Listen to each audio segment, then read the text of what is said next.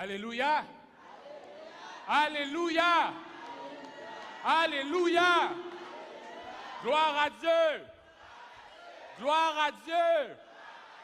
Gloire à Jésus. Est-ce que vous êtes content d'être dans la maison du Seigneur?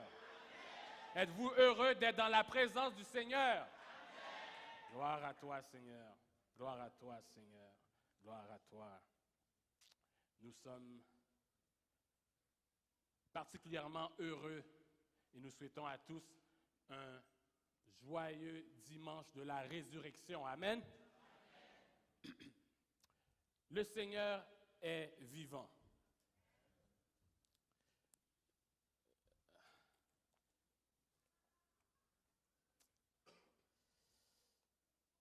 Je ne sais pas si vous réalisez à quel point cette journée que nous commémorons est importante.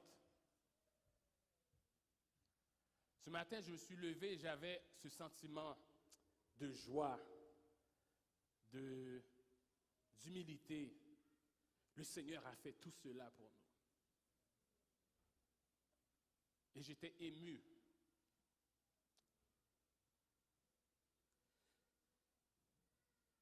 Bien-aimés dans le Seigneur, que la paix de Dieu soit avec vous. Je salue toute l'Église entière et je remercie le Seigneur de l'opportunité qu'il me donne d'être dans sa présence aujourd'hui et de partager sa parole en ce dimanche de la résurrection. Je salue notre évêque, nos pasteurs, nos diacres, tous les ministres et que le Seigneur vous bénisse. Le titre du sermon de ce matin est le suivant. Le témoin silencieux. Quel est le titre? Ok, l'Église est avec moi. Le témoin silencieux. Et rapidement, nous allons avoir 4 lectures. Je vais lire pour vous. On va les afficher. Est-ce qu'on voit en arrière de moi? Pas encore? Ah, vous voyez sur le côté, parfait. Peut-être le mettre aussi au centre, si possible. Matthieu 28, 5 à 6. Mais l'ange prit la parole et dit, Matthieu 28, 5 à 6. Et l'ange prit la parole et dit, pour vous, ne craignez pas, car je sais que vous cherchez Jésus qui a été crucifié. Il n'est point ici. Il est ressuscité comme il l'avait dit.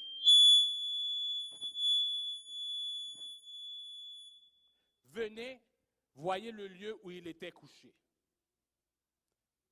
C'était Matthieu 28. Prochaine lecture, Marc 16, verset 6. Marc 16, verset 6. Marc 16, il leur dit, ne vous épouvantez pas, vous cherchez Jésus de Nazareth, qui a été crucifié. Il est ressuscité, il n'est point ici. Voici le lieu où on l'avait mis. Troisième lecture, Luc 24, 2 à 5. Elles trouvèrent que la pierre avait été roulée de devant le sépulcre. Et étant entrées, elles ne trouvèrent pas le corps du Seigneur, Jésus. Comme elles ne savaient que penser de cela, voici 2 hommes leur apparurent en habits resplendissants. Saisies de frayeur, elles baissèrent le visage contre terre, mais ils leur dirent, « Pourquoi cherchez-vous parmi les morts celui qui est vivant? » Et quatrième évangile, Jean, verset 20, 1 à 8. Le premier jour de la semaine, Marie de Magdala se rendit au sépulcre dès le matin. Comme il faisait encore obscur et elle vit que la pierre était ôtée du sépulcre, elle courut vers Simon-Pierre et vers l'autre disciple que Jésus aimait et leur dit, « Ils ont enlevé du sépulcre le Seigneur. Nous ne savons où ils l'ont mis. » Pierre et l'autre disciple sortirent et allèrent au sépulcre. Next. Ils couraient tous 2 ensemble, mais l'autre disciple courut plus vite que Pierre et arriva le premier au sépulcre. S'étant baissé, il vit que les bandes qui étaient à terre. Cependant, il n'entra pas. Simon-Pierre, qui le suivait, arriva et entra dans le sépulcre. Il vit les bandes qui étaient à terre et le linge qu'on avait mis sur la tête de Jésus. Non, pas, on revient, non pas avec les bandes, mais plié dans un lieu à part. Alors l'autre disciple qui était arrivé le premier au sépulcre entra aussi et il vit et il crut. On reste là. Parole du Seigneur. Cet esprit, Dieu puissant, nous te remercions du moment que nous passons dans ta parole. Nous te demandons de nous bénir, de nous garder, de nous transporter, Seigneur Dieu, là où tu veux que nous allons, de voyager avec nous dans ta parole. Et permets, Seigneur Dieu, que notre intelligence soit renouvelée et transformée par cette dernière. Nous te remercions ainsi dans le nom précieux de Jésus qui vit et qui règne au siècle des siècles. Amen. Bien-aimés, cette dernière semaine pascale nous a permis de nous rappeler le pourquoi que vous et moi nous sommes ici. Le pourquoi que vous et moi nous sommes à l'Église, que nous évoluons dans ce monde. Pourquoi que nous marchons de ce monde. Pourquoi que nous faisons face à toutes les difficultés. Nous comprenons et nous avons l'espérance de jours meilleurs et d'une vie éternelle dans la félicité et dans la présence de Dieu. Et tout cela est possible uniquement et seulement à cause de Jésus. Jésus est la raison pour la saison. Avez-vous déjà entendu cela? Jésus est la raison pour la saison. Sans Jésus, notre foi serait vaine. Mais encore plus, sans sa mort et sans sa résurrection, notre foi serait vaine. Imaginez que Jésus ne soit pas ressuscité. Ce serait une farce. Pourquoi nous réunir ici si Jésus n'est pas ressuscité? Paul écrit avec raison, et si Christ n'est pas ressuscité, notre prédication et notre foi sont vaines. Êtes-vous là?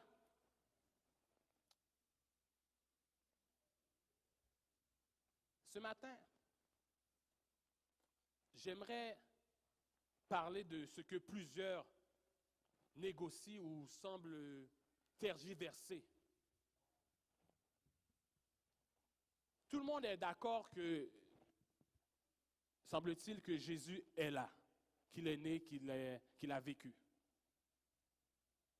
Mais ce matin, j'aimerais vous parler de ce qui fait polémique, ce qui semble être un problème pour certains. Il y en a qui disent que Jésus a vécu. Il y en a d'autres qui disent que Jésus a été un grand homme. Et il y en a d'autres qui disent qu'il n'est pas ressuscité.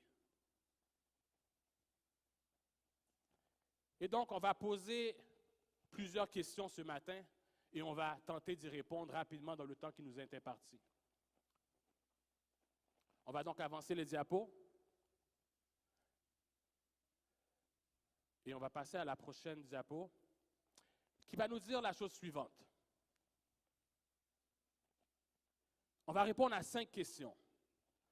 Qui, quand, où, comment, pourquoi? Lorsqu'on fait une enquête, lorsqu'on mène une analyse, on doit poser ces 5 questions pour savoir où trouver une réponse qui est valable. Qui, quand, où, comment, pourquoi? Répondons à la première question, le qui. Le qui, c'est simple.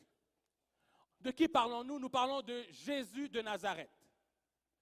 Sa naissance avait été annoncée en Ésaïe. Il avait dit, car un enfant nous est né, un fils nous est donné, et ça... Ok, je parle à des chrétiens. Vous connaissez la parole. Et sa domination, et la domination reposera sur son épaule. On l'appellera conseiller, Dieu puissant, Père éternel, prince de la paix.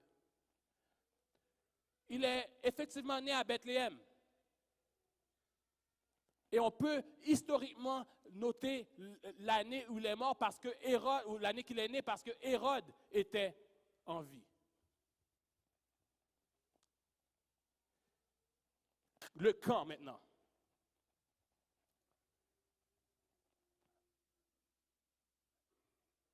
Allons-y au quand. Les historiens arrivent selon les différents indices qu'on retrouve dans la parole, parce que la Bible est un livre historique. Ils arrivent à dire qu'effectivement, Jésus, entre les années 26 et 36, Annos Dominius, mais probablement à la date du 33 est né. Il y avait la 15e année du roi Tibère, et les Écritures nous disent que Jésus, dans son ministère, a au moins vécu 3 Pâques qui sont décrites dans les Écritures. Donc, on sait qu'il est mort, qu'il a été crucifié dans ces environs-là. Et pour les fins d'exercice, nous allons dire qu'il a été crucifié en l'an 33. Vous savez que son ministère a duré 3 ans et demi. Et il a commencé à 30 ans. C'est ce que le texte va nous dire. Bon. Nous avons répondu déjà à combien de questions? 2 questions. Le où. Répondons au où maintenant. Nous savons que la crucifixion, Jésus a été arrêté à Jérusalem. Il a rencontré Ponce Pilate. Nous pouvons l'identifier dans l'histoire. C'était donc à Jérusalem. Il a été condamné. Ils l'ont emmené à où? Au lieu du crâne qui s'appelle Golgotha. Et il a été mis dans un sépulcre, dans un petit jardin, à côté du lieu de la crucifixion. Sommes-nous ensemble? Nous avons répondu à combien de questions? 3 questions. Maintenant, ces questions-là étaient un peu faciles. Maintenant, allons voir le comment.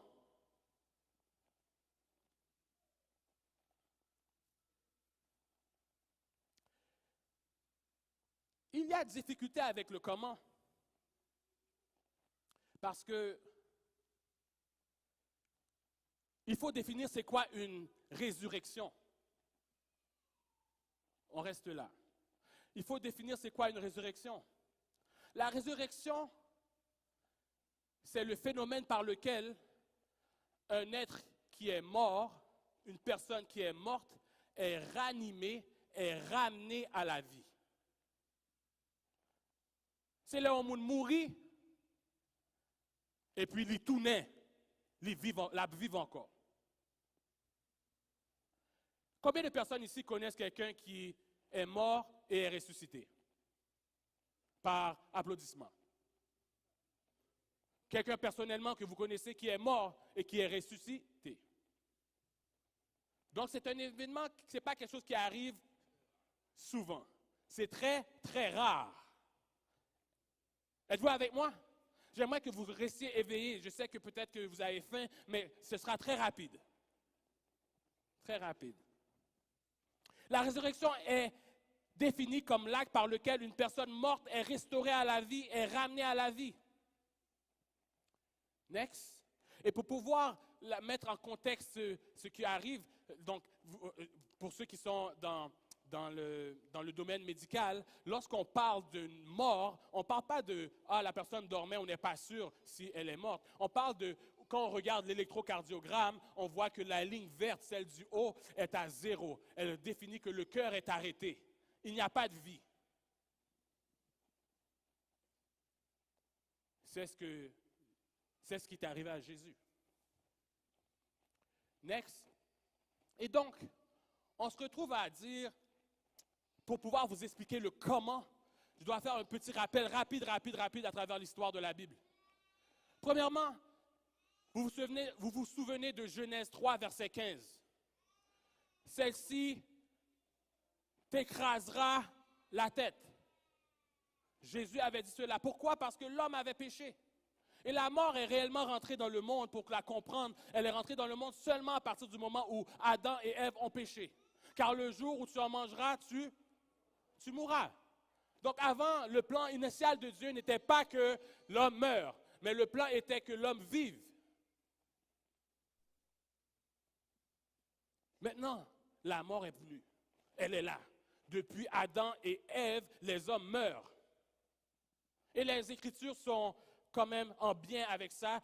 Le Romains 6, verset 23 dira « Car tous ont péché et sont privés de la gloire de Dieu. L'âme qui pêche, c'est celle qui mourra. Il est donné à l'homme de mourir une seule fois, après quoi vient le jugement. Toutes les Écritures nous indiquent réellement, clairement, que la mort fait partie maintenant de l'équation.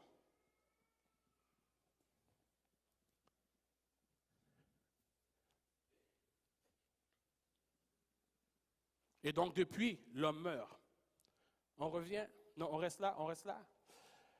Et pour comprendre aussi que Satan qui a entendu cette déclaration de Dieu, l'ennemi, tu lui écraseras la tête. Elle t'écrasera la tête, tu la blesseras au talon, elle t'écrasera la tête. Satan, depuis le début, cherche à connaître quel est le plan de Dieu. Comment Dieu va faire pour m'écraser la tête? Et là, il observe. On annonce qu'il va y avoir un Messie. Il va y avoir quelqu'un qui va venir. Les Écritures annoncent sa venue depuis le début. À travers les textes, on voit qu'il est là. Le Shiloh va venir. Et c'est justement cela qui est important de comprendre. C'est que l'ennemi dit, il faut que j'anéantisse ce plan. Lorsque la prophétie a été faite au sujet de Moïse, le Pharaon a dit, tuons tous les hommes mâles, tous les bébés mâles, on les tue tous. On va voir si on est capable d'arrêter ce Messie-là. Ils ont tué, ils ont toutes. Mais Moïse est sauvé à travers les eaux. OK. Après ça, ils ont dit, waouh, qui montre qu'il est capable? Quand les rois mages sont arrivés, ils ont été voir le roi Hérode. Hérode a dit, venez me dire où il est l'enfant. Ils ont fait un autre chemin averti par l'ange. Aussitôt, Hérode a dit, bon, on ne sait pas c'est lequel, mais on va tuer tous les enfants mâles, tous les bébés mâles. On va éliminer le plan. On va arrêter le plan. L'ange avait averti Marie et Joseph, ils sont allés en Égypte. Vous connaissez l'histoire. Mais Satan a toujours cherché à savoir qui est le Messie. Lorsque Jean-Baptiste, Jean 1, 19, va être là dans le désert, ils vont aller envoyer des scribes et leur dire, « Hé, qui es-tu? Es-tu le Messie? » Jean va dire, « Non, je ne suis pas le Messie. » Il est la voix de celui qui crie dans le désert. Il est la voix de celui qui a aplani le sentier pour le Messie. Il cherche à savoir. Et ils vont chercher à savoir, et lorsqu'ils vont rencontrer Jésus, celui que Jean a dit, voici l'agneau de Dieu qui ôte le péché du monde. Ils vont chercher à le tuer. Souvenez-vous, ce n'est pas seulement à la crucifixion que M. a cherché à tuer Jésus. Pendant tout son ministère, on voit dans le texte que c'est écrit souvent à la répétition, ils cherchèrent à le tuer et Jésus s'est esquivé parce que son heure n'était pas encore arrivée. J'aime ça prêcher à des gens qui connaissent la parole. OK. Donc, on a mis en contexte l'histoire qui nous amène à la crucifixion et à la résurrection.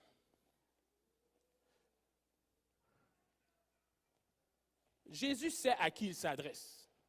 Il sait que ces gens qui cherchent à le faire tuer, à le tuer, sont la postérité du serpent. Souvenez-vous, évêque Édouard avait prêché cela, je pense, il y a un mois. Il a dit qu'ils sont une race de vipères et que leur père est le diable. Vous avez pour père le diable. C'est la postérité de l'ennemi qui essaie d'attaquer la postérité de la femme. Maintenant, regardons bien cela, comprenons bien cela.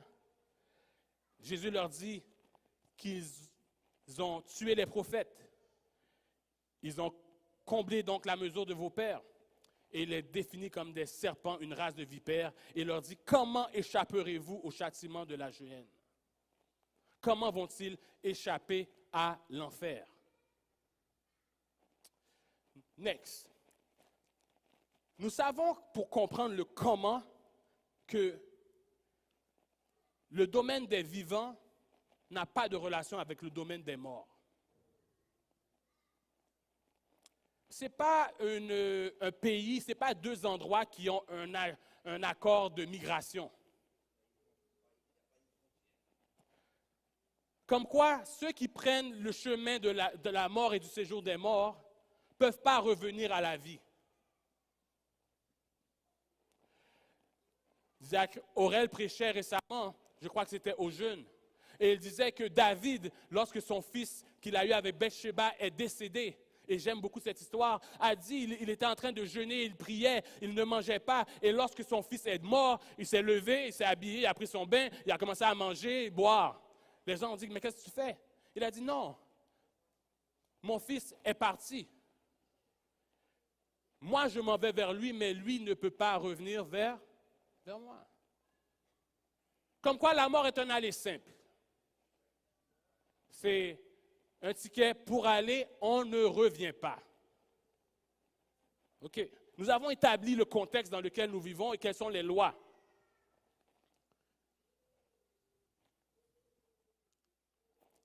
Il y a encore quelque chose d'autre à définir sur ce lieu. C'est que le séjour des morts, parlons de lui. Le séjour des morts est un endroit qui a différents territoires avant la mort de Jésus. Il y a ce qu'on appelle, on va l'appeler le sein d'Abraham, merci, et il y a le Sheol. Dans le sein d'Abraham, c'est là qu'on retrouve tous les saints, tous ceux qui ont fait le plaisir de Dieu. Ils sont dans le sein d'Abraham. Et dans le Sheol, c'est là qu'il y a tous ceux qui ont eu une mauvaise vie, que Dieu condamne. C'est un endroit de tourment. Jésus va l'expliquer lui-même en parlant du mauvais riche et du Lazare, du pauvre Lazare.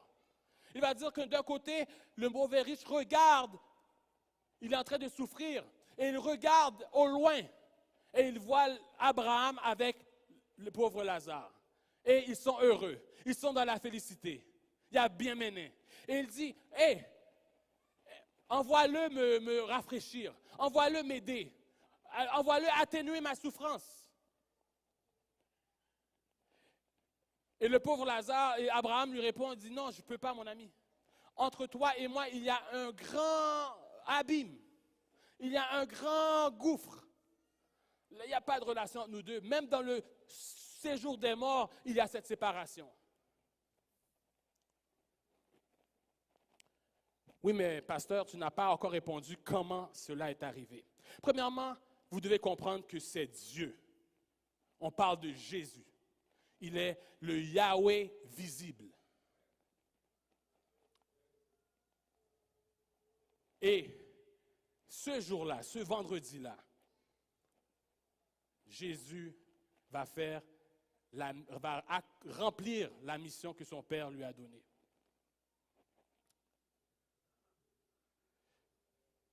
Est-ce qu'il y a eu d'autres résurrections avant lui? Next. Est-ce qu'il y a eu d'autres résurrections avant lui? Oui.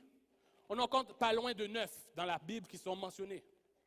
Premièrement, il y a la fille de la veuve de Sarepta, où Élie s'est couché 3 fois sur son fils, ou sur son fils, plutôt le fils de la veuve de Sarepta, et il va ramener à la vie par la puissance de Dieu. Ensuite, il y a le fils de la femme sunamite, que Élisée, cette fois-ci, lui aussi va se coucher, il va mettre son visage sur son visage, sa bouche sur sa bouche, et il va aussi le ramener à la vie. Par la puissance de Dieu. Il y a le mort et les os d'Élisée. Il y a un mort qu'on est en train d'enterrer. Pendant qu'on l'enterre, il y a une attaque qui se passe. Les gars disent, oh, il n'y a pas d'attaque nous, il y a la Gekoa. Pendant qu'il y a la Gekoa, il y a un bon ossements, c'est ossements Élisée, quand on a touché les ossements, pap, les lever. J'aimerais avoir ces ossements-là avec moi. Mais on n'en a pas besoin, vous allez voir pourquoi. On n'a pas besoin des ossements d'Élisée. Mais il est revenu à la vie. Next, on a toutes les autres sont dans le Nouveau Testament. Il y a le fils de la femme de Naïm qui a été ressuscité. La fille de Jairus, Lazare de Béthanie, l'ami de Jésus. Next, il y a aussi le Tabitha Dorcas. Il y a Eutychus qui s'était endormi à la fenêtre qui est tombé. Et puis, il y a les saints au moment de la mort de Jésus. Où on dit qu'une série de saints sont sortis des sépulcres au moment où le voile a été déchiré. Vous êtes là avec moi? OK. Maintenant, nous pouvons mettre la table et parler de ce qui est le plus important. Tous ces gens dont nous avons parlé, next, sont morts. À nouveau. Mais nous parlons le titre, c'était quoi? Le témoin silent. Nous, lorsque nous parlons de Jésus et que nous regardons, le témoin, celui qui parle le plus que tous les autres, c'est la tombe. C'est le tombeau vide. C'est le tombeau. OK, vous n'êtes pas là. C'est le tombeau. Il est comment le tombeau? Le tombeau vide parle plus que tout le monde. Parce que si demain, on prend un voyage, on s'en va voir le tombeau de la reine Élisabeth, on l'ouvre, elle y est encore. Si on s'en va voir où Bouddha a été enseveli, on va le trouver encore. Si on va voir où Mohamed a été enseveli, il a encore son tombeau, les gens font la Mecque. Mais si on va voir le tombeau de Jésus, il est vide. Il est vide. Le tombeau du Seigneur est vide.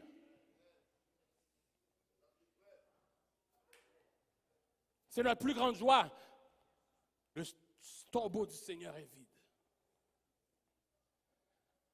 Maintenant, rapidement, je vous montre la séquence des événements pour que vous puissiez comprendre la puissance de ce que Jésus a réalisé. Vous êtes prêts? Rapidement. Il est environ 3 heures de l'après-midi. Selon la tradition juive, c'est la 9e heure. Les ténèbres ont couvert la terre depuis midi.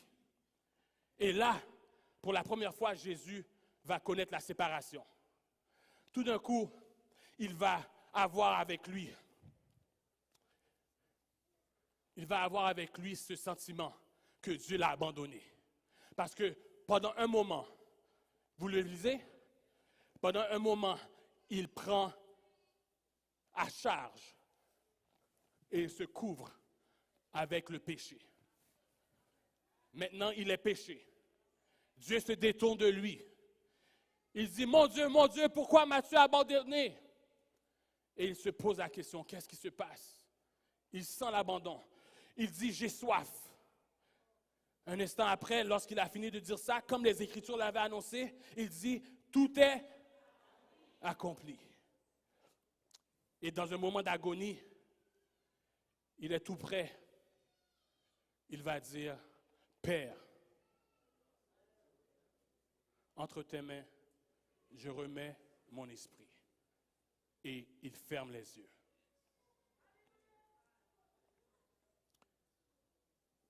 C'est la mort. Le camp de l'ennemi, ils sont en train de crier, ils sont en train de jubiler, ils disent, on l'a eu, c'est fini, le plan est fait. Et Jésus est dans la file, parce que les morts meurent tout le temps. Pendant qu'on se parle présentement, il y a des gens qui meurent. Et Jésus est dans la file. Et pendant qu'il marche, il attend son tour. La mort appelle à elle tous ceux qui ont péché, tous ceux qui doivent mourir, car le salaire du péché, c'est là. Donc, tous ceux qui ont péché avancent. Ils sont dans la file. Devant Jésus, un peu plus loin, qui sont déjà partis, il y a les 2 larrons. Il y a les 2 larrons qui étaient sur la croix avec lui, qui sont déjà partis. Ils sont en file. Et Jésus les voit prendre le couloir du séjour des morts. Il ne comprend pas, il avance. C'est son plan, c'est le plan de Dieu. Il continue d'avancer. Il arrive à la mort. La mort dit, on t'a eu, chargé de péché, vas-y, rentre. Et il passe la porte de la mort. Et il descend dans le séjour des morts. Mais entre le moment qu'il a passé la porte de la mort, car il devait la passer, et comprenez, je vais même juste à croire que si Jésus n'avait pas revêtu le péché, il ne pouvait pas mourir, car le salaire du péché, c'est là. Et puisqu'il donne sa vie, il dit qu'il a le pouvoir de la donner, le pouvoir de la reprendre. C'est ce qu'il a fait. Il a pris comme sacrificateur, comme grand souverain sacrificateur. Il a pris le péché, il a pris les envies, il a pris la dissolution, il a pris les meurtres, il a pris les mensonges. Il a tout pris. Est-ce qu'il y a quelqu'un dans la salle? Il a tout pris, il a tout pris, il a tout pris, tout ce qui nous limite, tout ce qui nous rend esclaves. Il a tout pris. Et entre le moment qu'il a quitté la mort, il est redevenu le Yahweh visible. Et il rentre dans le séjour des morts. Le séjour des morts le voit. Il se met à genoux tout de suite parce qu'il dit, le Dieu créateur est dans la place. Il passe le séjour des morts. Il voit Moïse. Il est dans le sein d'Abraham. Il voit Josué. il voit les prophètes, il voit tout le monde. Il dit, waouh, tout le monde est content de le voir. Il les salue, tous les saints, Ruth, Rebecca, tout le monde est là, Isaac, Jacob, Israël. Tout le monde vient voir Jésus, tout le monde s'agglutine autour de lui, tout le monde est prêt, content de le voir. Il y a quelqu'un qui crie, Jésus, Jésus, Jésus, je suis là, je suis là. C'est celui qui l'avait dit, aujourd'hui même, tu seras avec moi dans le paradis. Est-ce qu'on peut acclamer le Seigneur? Il est dans le séjour des morts. Il est là, il est en train de travailler, il parle. Il dit à tout le monde, je suis arrivé. On a réglé, on a payé la dette.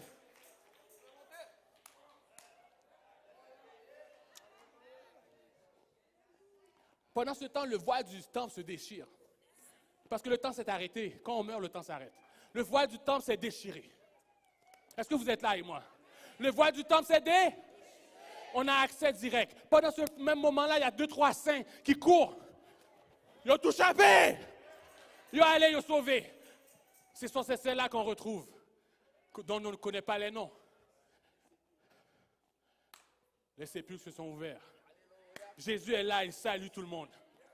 Il est là, il les console, il leur dit, c'est fini. Votre supplice est fini.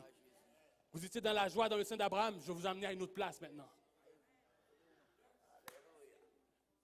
Le temps est arrêté, le premier jour est passé sur la terre. Mais le deuxième jour commence, Jésus dit, restez là, je reviens. Il descend dans les lieux inférieurs. Il part prêcher aux esprits qui avaient péché méchant, qui avaient été scellés et emprisonnés avant le temps de Noé. Il leur dit, regardez-moi, je suis là, j'ai accompli la mission, j'ai l'aiguillon de la mort. Ô mort, où est ton aiguillon?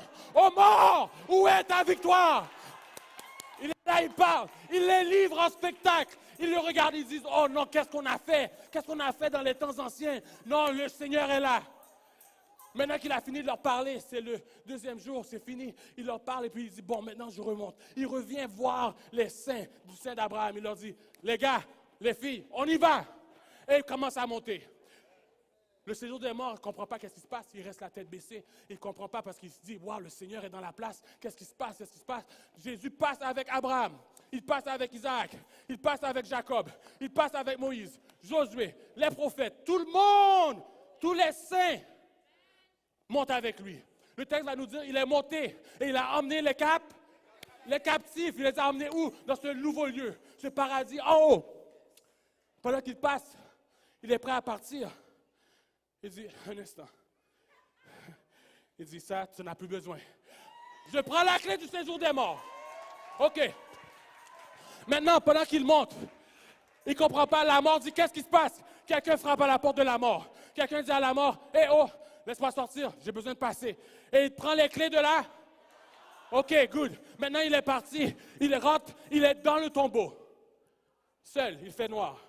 Mais il est vivant. Il dit comme ça, OK, il enlève les bandelettes. Il dit, OK, il voit, il est la lumière du monde, donc je suis sûr qu'il peut voir. OK, il enlève les bandelettes, il enlève le linge qui est sur son visage. Et puis il dit, wow.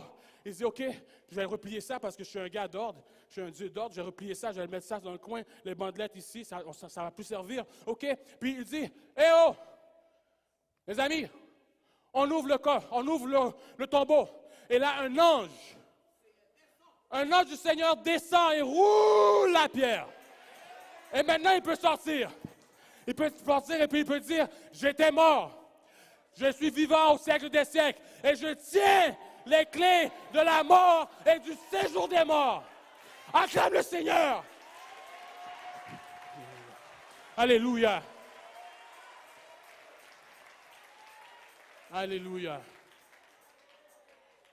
Et là, c'est pas fini. Marie de Magdala arrive. Elle le voit. Elle dit, Seigneur, Seigneur, c'est toi. Quand elle le reconnaît finalement, elle s'approche pour le toucher. Elle dit, non. Pas encore.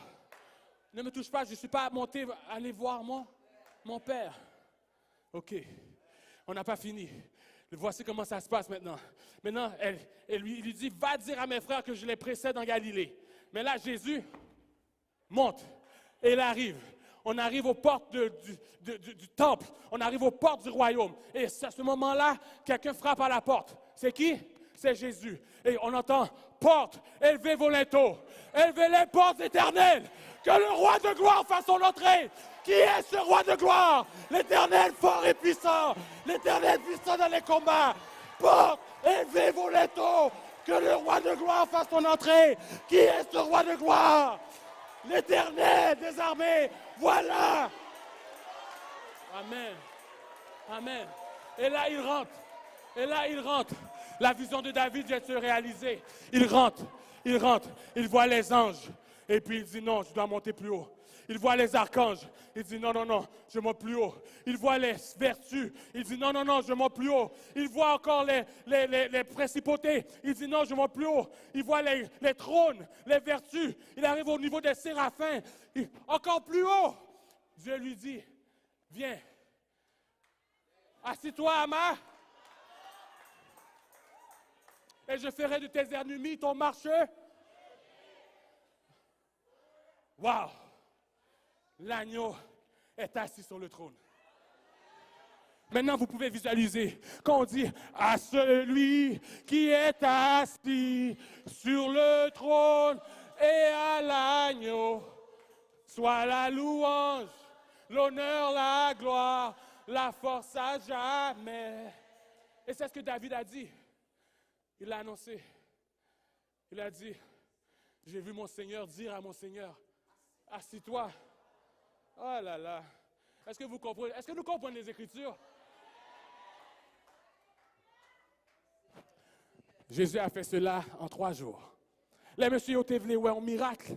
Il dit, nous ne pas faire aucun miracle pour nous-mêmes. Seul miracle que nous avons, c'est le miracle Jonas. Il a passé 3 jours dans le ventre de la terre. Oh Seigneur. Merci Seigneur. Voilà comment le Seigneur l'a fait. Par la puissance de Dieu. Le Yahweh visible.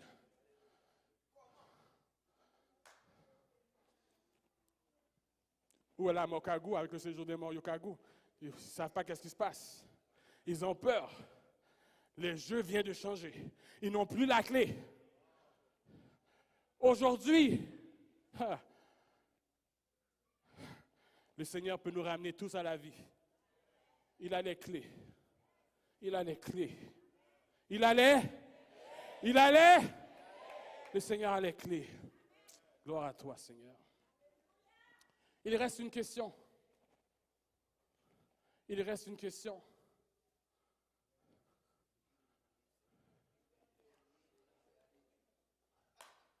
Pourquoi? Il reste une question pourquoi? Pourquoi le Seigneur a fait cela? Je ne sais pas si la caméra peut afficher, peut mettre le focus sur moi.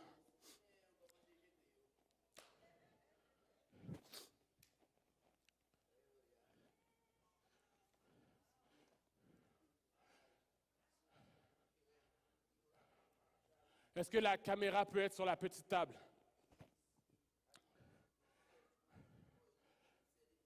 Magie, impudicité, impureté, querelle, jalousie, inimitié, secte, envie, ivrognerie, excès de table, animosité, dispute, tout ça, il a attaqué nous, il a frappé nous, il a humilié nous, il a fait nous perdre du grâce, il a fait nous honte. Pourquoi le Seigneur a fait tout cela?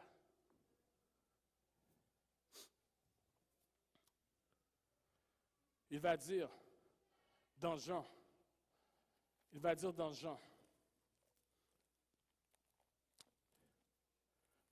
Jean 3, verset 14. Je lis pour vous rapidement. Vous connaissez le texte déjà. Jean 3, verset 14. Il dit, j'ai soif. Il dit,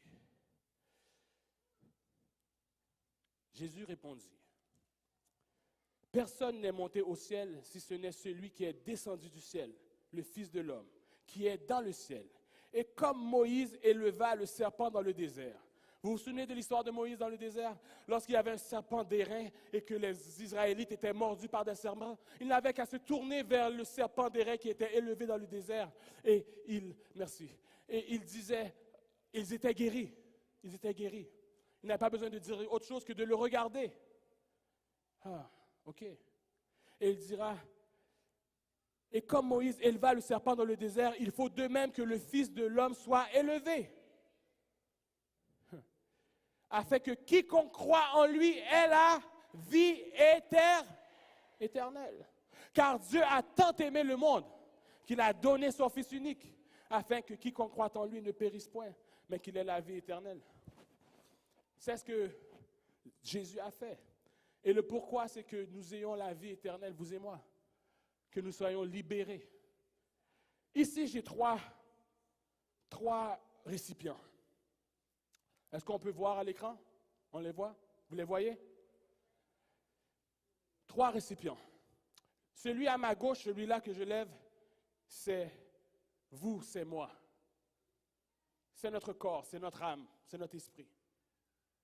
Celui qui est noir, sale, c'est le péché.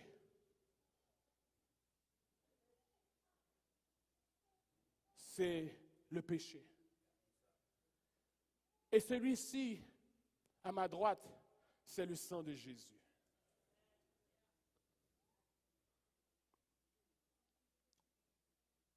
Lorsque nous vivons, lorsque nous ne vivons et que nous n'avons pas le Seigneur ou que nous l'avons et que nous l'ayons, nous faisons peut-être des fois face à des moments où nous bronchons.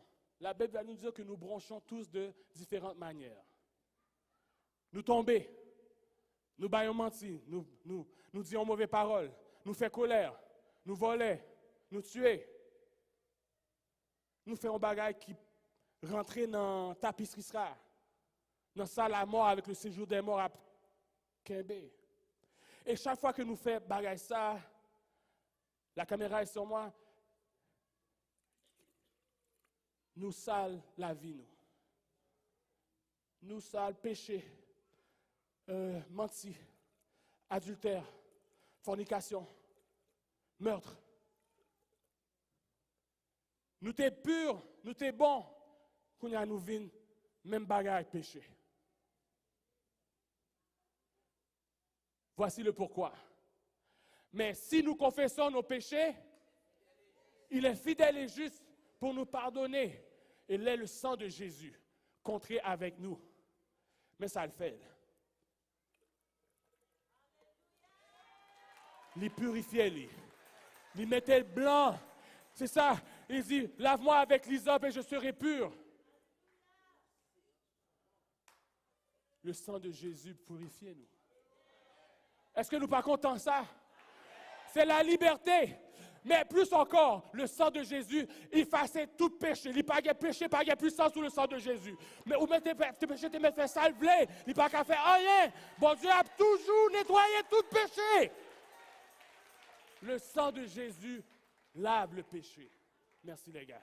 Péché disparaît. C'est ça que le sang de Jésus fait. Voilà pourquoi le Seigneur l'a fait. Et lorsque Dieu nous regarde, il ne voit pas le péché encore. Il voit le sang de Jésus qui nous couvre. Amen. Est-ce qu'on peut acclamer le Seigneur pour ce qu'il a fait? Lève-toi, peuple de Dieu. Le Seigneur a fait pour toi de grandes choses. Le Seigneur a fait pour toi de grandes choses. Il a donné sa vie. Il a tout pris. Il a donné son sang. Et aujourd'hui, tu es libre. Tu es libre. Tu es libre. Nous ne sommes plus esclaves. Nous ne sommes plus esclaves. Nous avons la vie. Nous ne sommes plus esclaves. Gloire à toi, Seigneur. Gloire à toi, Seigneur. Gloire à toi, Seigneur. Oh, wow. Alléluia. Alléluia. Alléluia. Alléluia. Il mérite la louange. Il mérite la gloire. Il mérite l'honneur. Il mérite la force.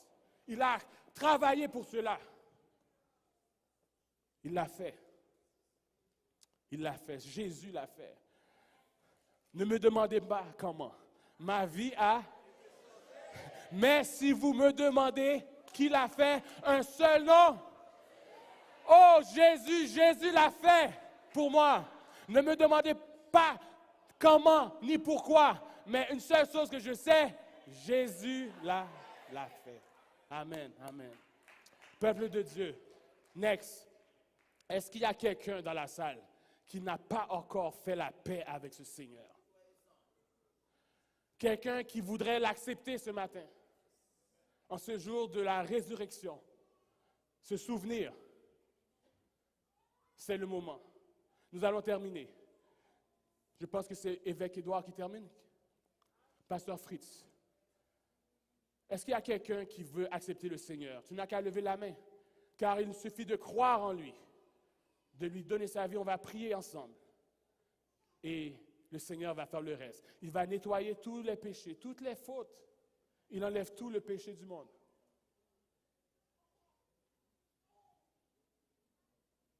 S'il n'y a personne, que tout le monde ici est sauvé, que tout le monde ici a la paix avec le Seigneur, que tout le monde ici est libre du péché, eh bien, que le Seigneur vous bénisse, que le Seigneur vous garde, que le Seigneur vous protège, qu'il vous guérisse.